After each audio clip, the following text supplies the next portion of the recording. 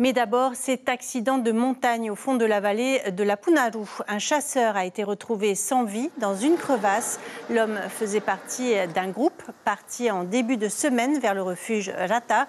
Je vous propose de retrouver tout de suite Priscilla Eteve et Teivaribé à Punaouia. Bonsoir Priscilla, avez-vous des précisions concernant cet accident ? Bonsoir Cybèle. Eh bien, selon les premiers éléments, il s'agit d'une chute accidentelle. Le chasseur, âgé de 68 ans, serait tombé depuis hier soir dans un ravin en voulant s'asseoir sur un rocher pour se reposer. Il redescendait du refuge Rata dans la vallée de Punaru pour rentrer chez lui lorsque le drame s'est produit. Une chute de 200 mètres au niveau de la falaise Terrata.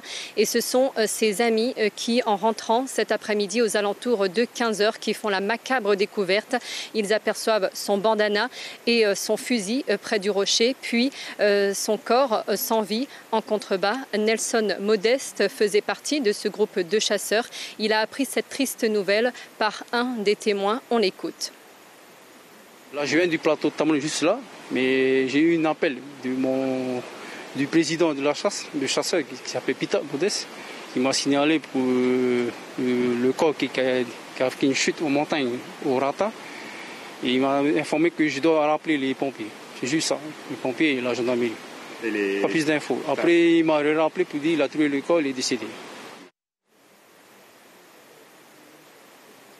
La nuit est tombée ici et le corps de la victime n'a toujours pas été élitreillé par l'hélicoptère de l'armée.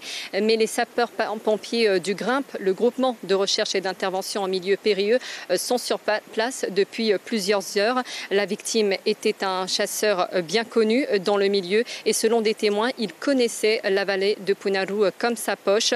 Cela faisait 15 jours que cette chasse aux cochons avait commencé. Elle se referme ce soir avec cette tragédie. L'information en continu sur Polynésie la première, Internet et réseaux sociaux.